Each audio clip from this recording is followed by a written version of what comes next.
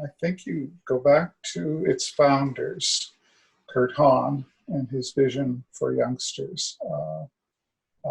And that has informed the development of the school over the years. Obviously, it's not the school it was in the 1930s, and it's not the school it was in the 1960s.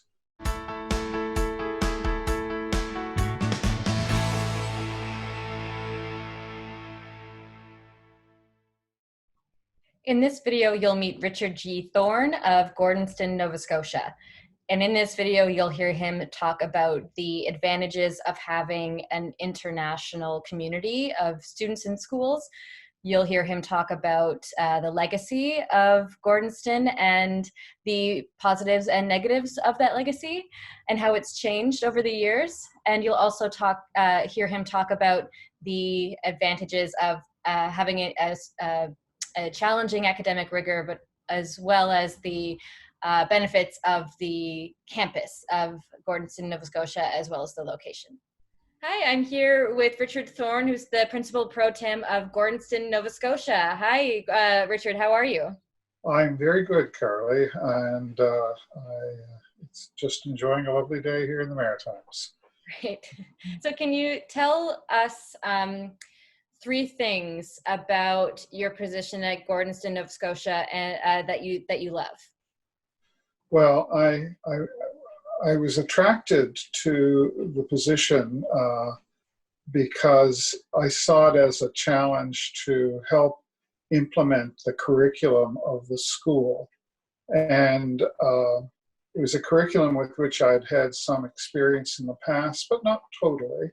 And so there was the opportunity for some growth, change, and challenge, if you like, in putting together what I think is a very strong internationally based curriculum. And can you describe a little bit about that curriculum and what makes it different? Okay, well, it's a 4-year school. It's a 9 to 12 school. And we're located in Nova Scotia, so to some extent we have to meet the curriculum requirements for the province of Nova Scotia. But to do that, we have kind of a foundational block in 9 and 10, and then we have the full-scale international diploma program for grades 11 and 12. Having said that, we're adding to that the Outward Bound program and also the Round Square program. And adding those dimensions, all of which come from the same philosophical base, adding those dimensions, I think, creates a very integral, creative program for youngsters to access. And essentially in the grade 9 year, Gordonstoun, Nova Scotia will follow the Gordonstoun, Scotland, combined with the Nova Scotia grade 9 curriculum. And that will be, if you like, an introduction to the base of the rest of their schooling for 10, 11, and 12. And I think that they'll find that a very solid, sound base. And what is the relationship between Gordonstoun, Nova Scotia and Gordonstoun in Scotland, the original location of the school? Well, it's a very close relationship. It's essentially a franchise of Gordonstoun, Scotland, so that their, if you like, brand will be very closely adhered to.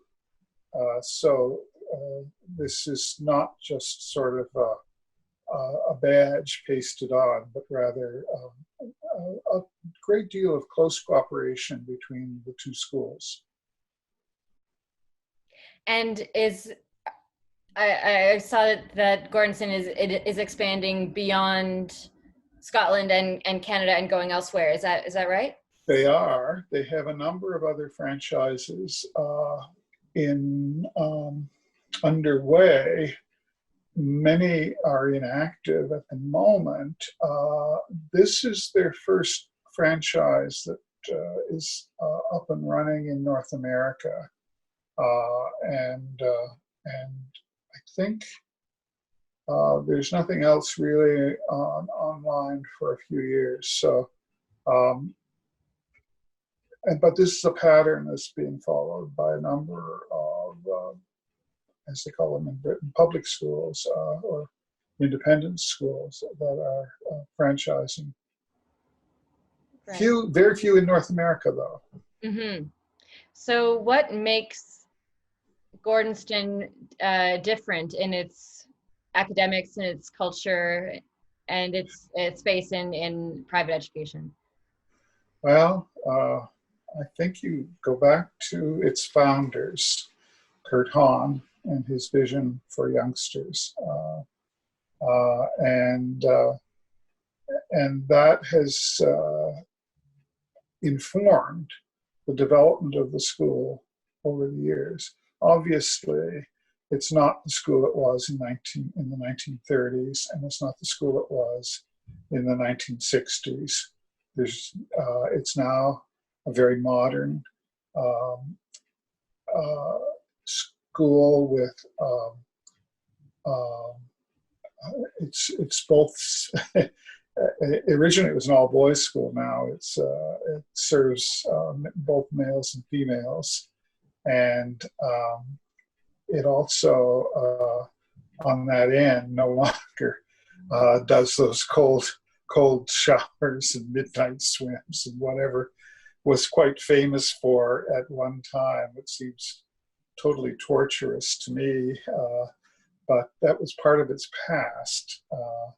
But the rigor of the past does continue to inform the present, and also its ability to look beyond itself, look to internationalism, and to look at a common core of shared values with international movements.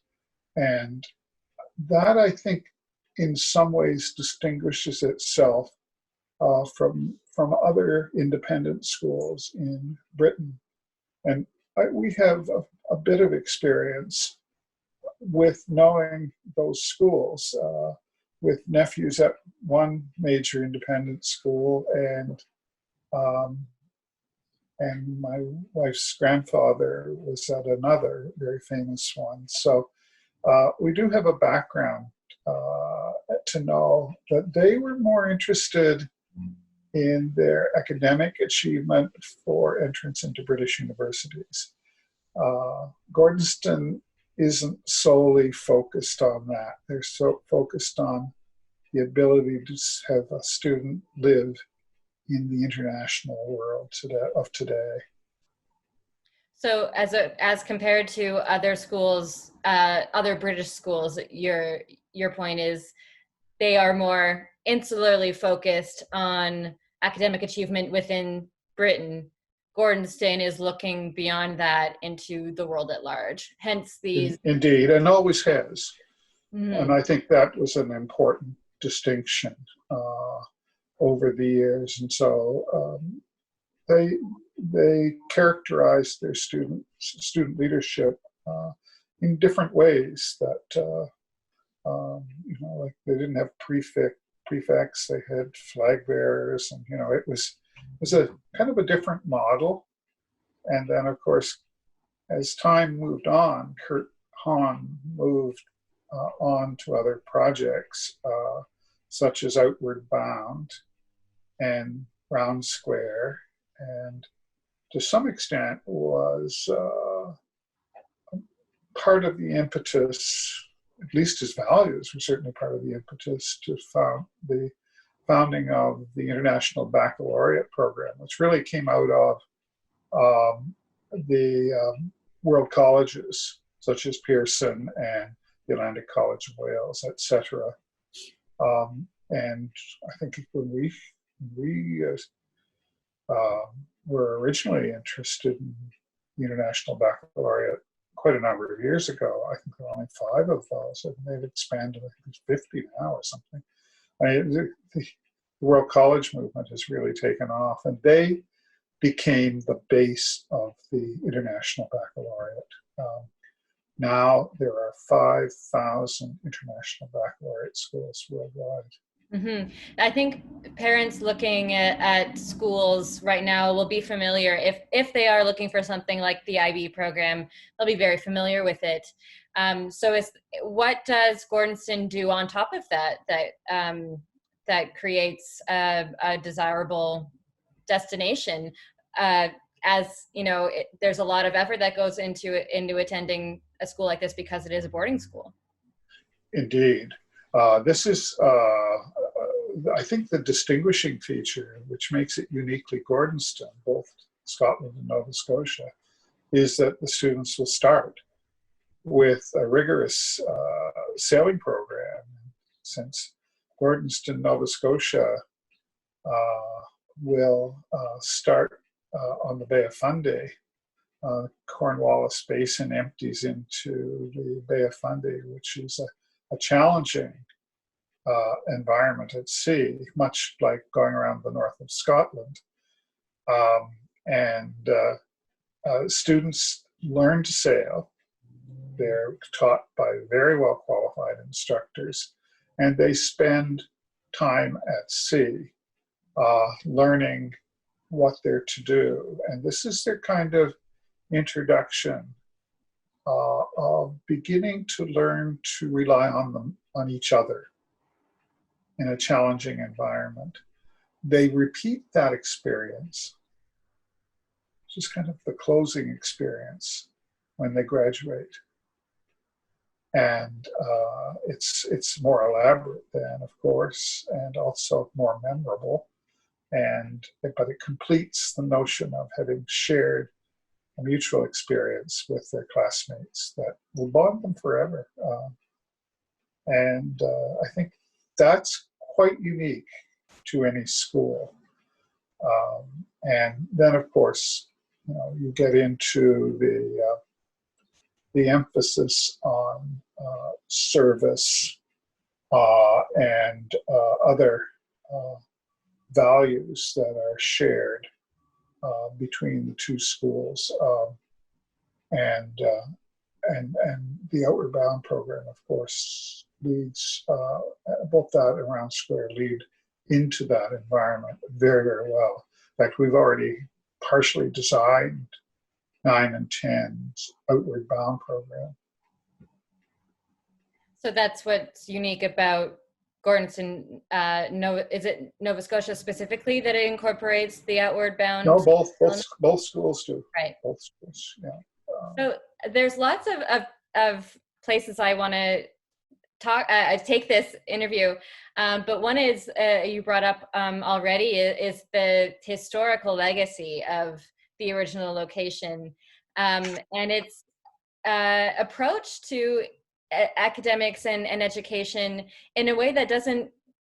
It sounds quite different than what we're used to today. Like you said, like the cold showers, the midnight swims, the discipline heavy elements of the curriculum and the attitude there. So how has it changed? How has it adapted to modern times? Well, when it was founded, of course, it wasn't founded solely by Kurt Hahn. There was another educator who was T.J. Worsley, and he was quite critical of Hahn in some instances because Kurt Hahn came out of Germany, and he saw service in the military in World War I, which was quite a defining experience. But then he had also served in the government in the interwar period prior to the arrival of Adolf Hitler in power. And he defied Hitler, and for which he was jailed and then expelled from Germany and forced to go to England. And it was there that he had the opportunity to put some of his ideas into practice. He had been associated with the school in Germany, but he brought those Germanic values with him, and those were, part of the old Prussian army values, I would think. And they lasted a while, but they didn't suit modern life.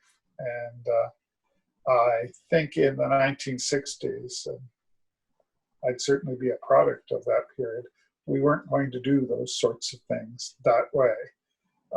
And schools had to temporize that had a much more rigid attitude. They had to learn to begin to bend.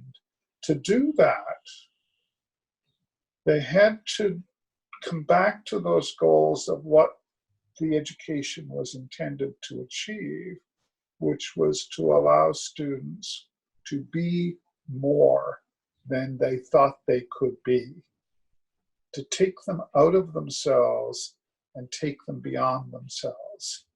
And to do that, you have to rely on your fellow student. And that is quite a unique quality to those schools. And that unique quality is where we'd really like to take this school. So it's the same kind of rigor and the pushing them out of their comfort zone is there, but with the intention of allowing them to rely on each other instead of purely themselves. It's not just solely rugged individualism. It's the ability to become part of a team, to be more than yourself. And what would you say to a parent who hears about the history, the origins of the school, and in this way, it's it's the rumors, the gossip that comes along with it. Yes. And feels off put by that, and feels like, I don't know if I want to put my child in that situation. Yes. Well, along with a lot of things in today's world, you must fact check what those rumors are, and it's important to go back and not rely on what is presented in media presentations of today, which portrays things in a certain way, and then to examine what the school does now, to take a look at the arts programming, theater,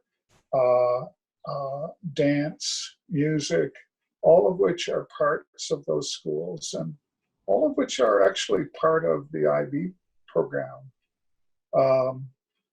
In my experience with the International Baccalaureates, some of the greatest things were the higher level IB in music and the higher level IB in art, where the students actually had to put on a portfolio and have a public show, with the public invited to critique their work.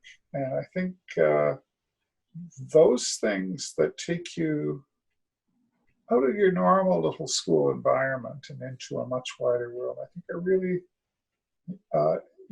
very important values. And to have these things in a package where you can access them and have access to unique environmental things today. Being on the Bay of Fundy,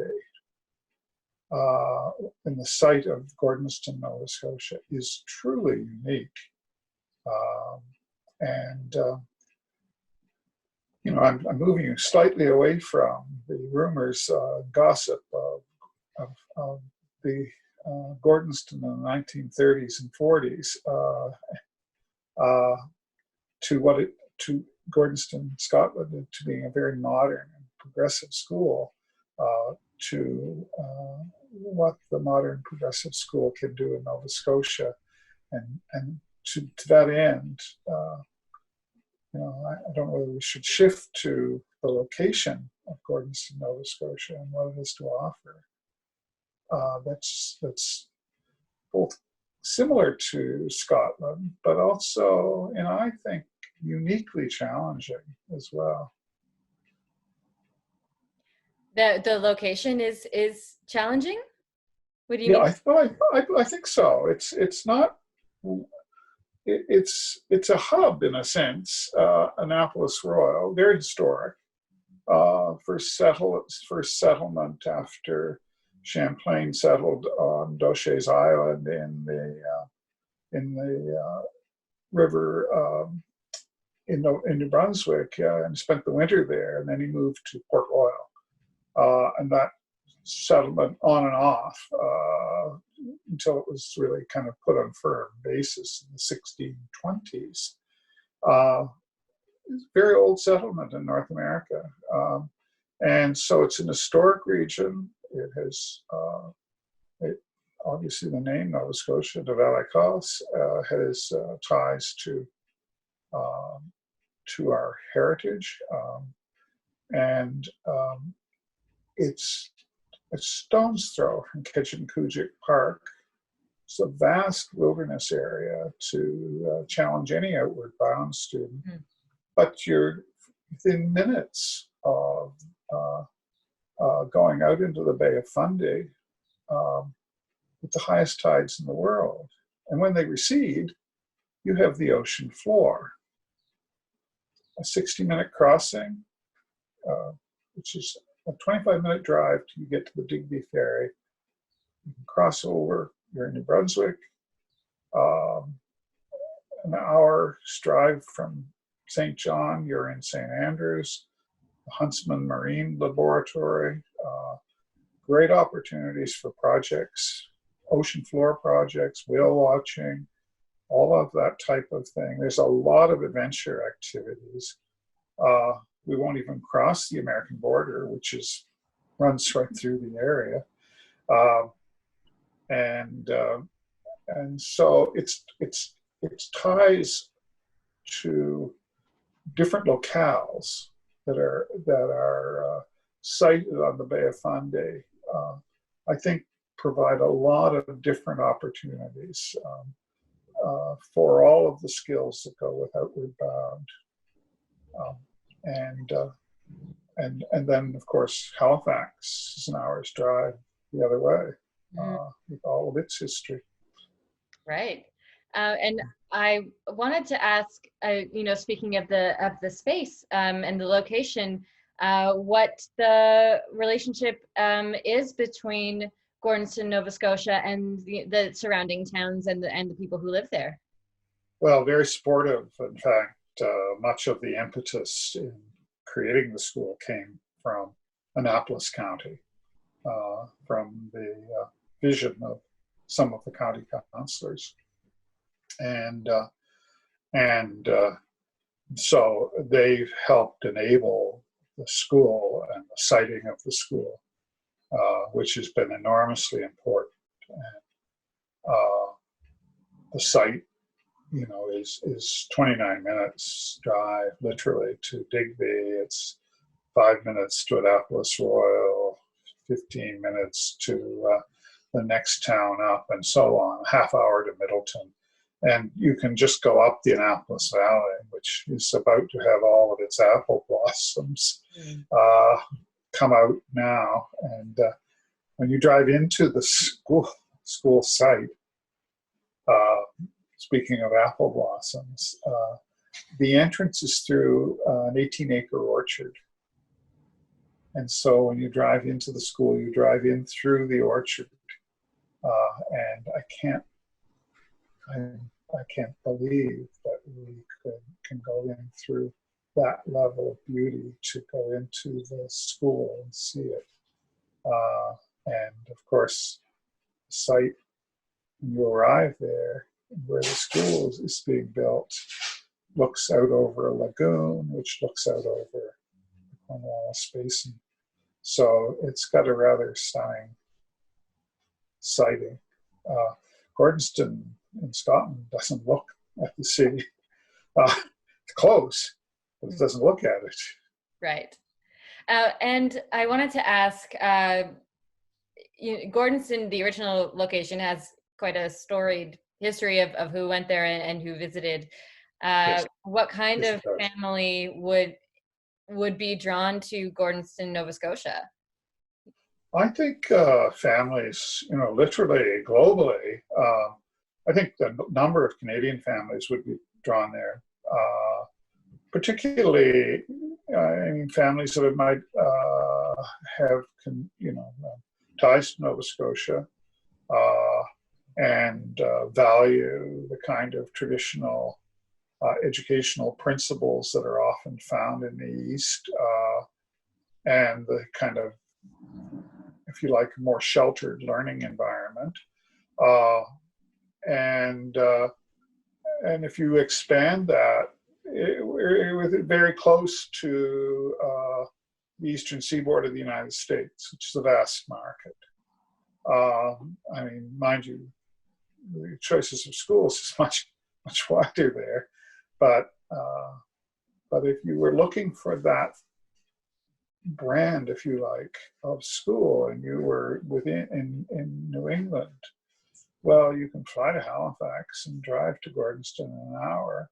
Or if you're so inclined, 7 hours drive to St. John from Boston, um, which is closer to Montreal, and across the Bay of Fundy, and you're there. So it's ideally located. The Halifax International Airport, of course, makes you accessible to the world. 5-hour flight from the UK, which we delight in. Actually, our very favorite flight is the 5-hour, slightly under 5 hours, with a particular Western airline that will take you to Glasgow. And from there, you can literally go anywhere you want. In 2 hours, 3 hours, you can go anywhere in Europe from there. So the matrix of travel possibilities is excellent. Might be slightly annoying to have to drive from the Halifax airport down to the Annapolis Valley for an hour and a half. But, the same could apply if you were going to Scotland and going up to Mauritius. Sure. Yeah. But, and there is also this a sense of what if you're a family that goes to Gordonstoun, Yes. there a sense of the group that has ties to that school, and the finances involved in sending a student to Gordonstoun. Yeah, they're considerable, and and there would be no way of coloring it.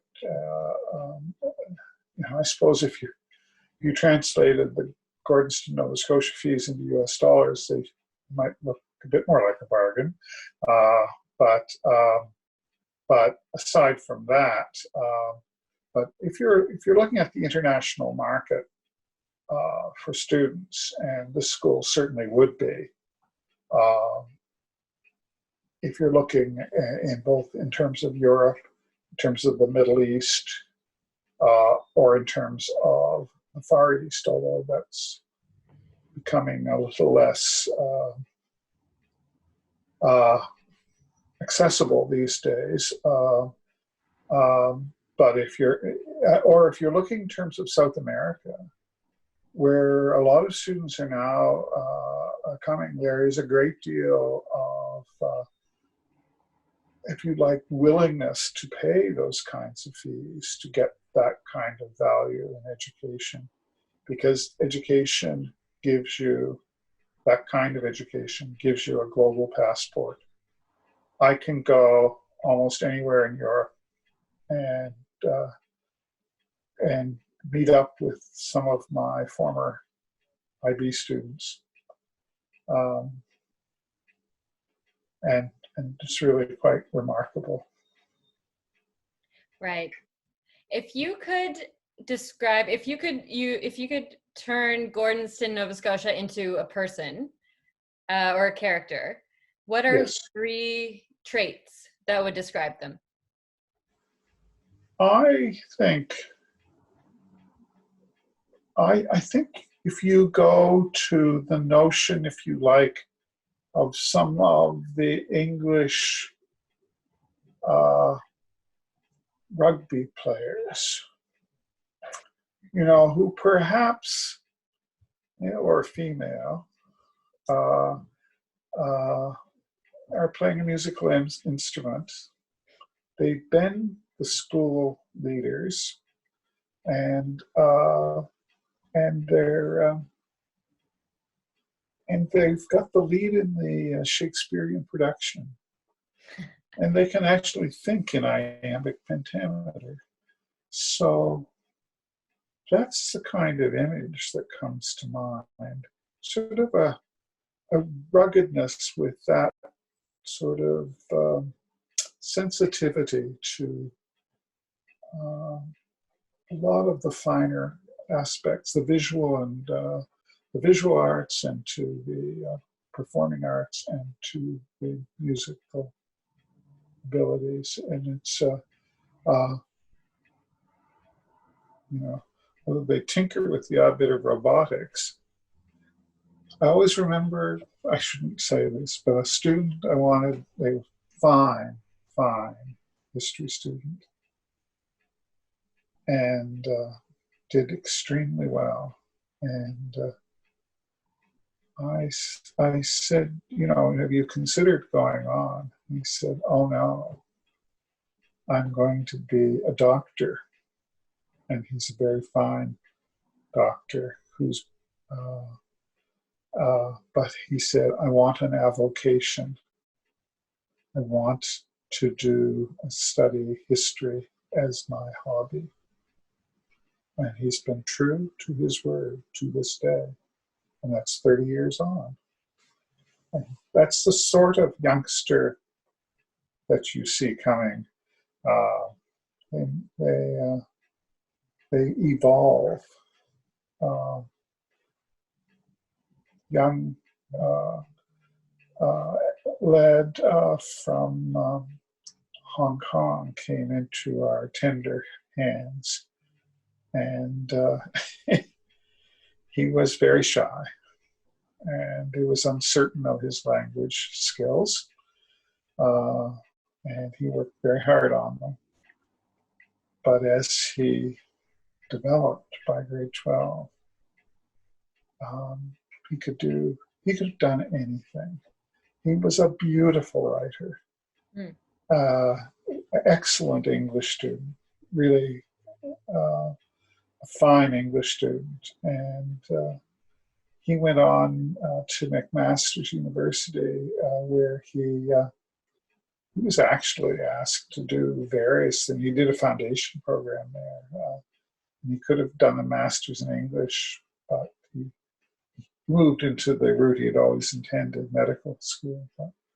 But that kind of thing is the values you look for. Right. The ability to go beyond what the expected path would be.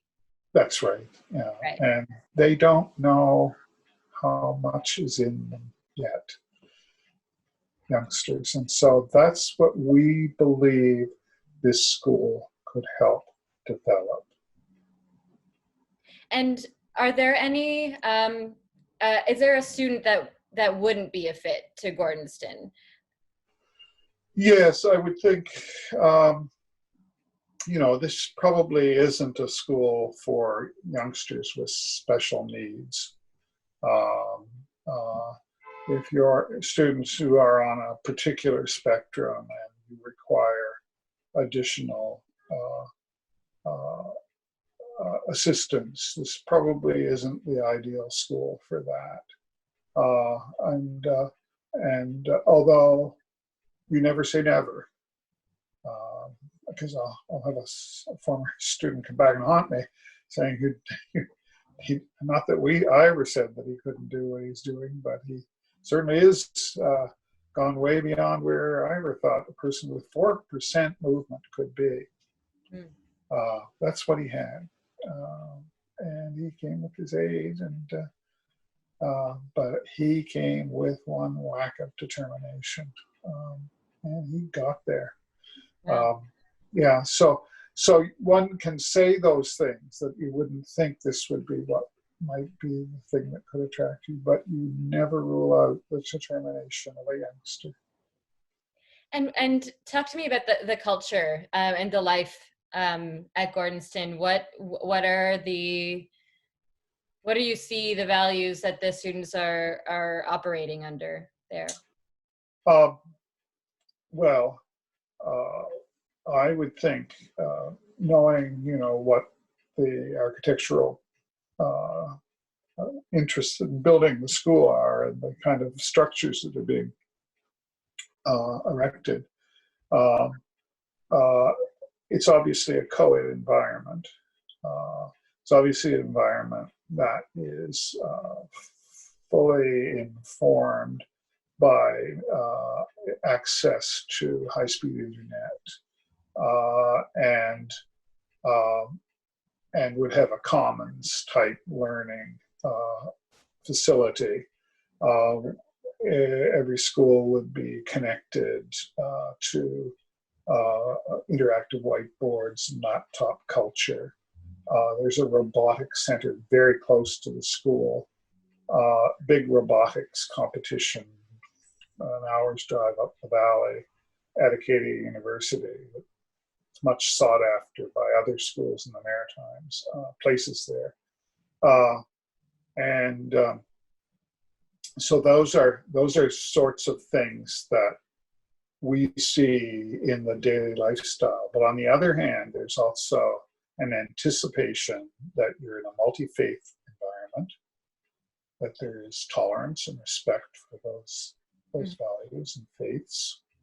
And so it's not going to be predominantly, a white Christian environment. It hopefully is responsive to the needs of many cultures and ethnicities, and sensitive to issues of faith and color.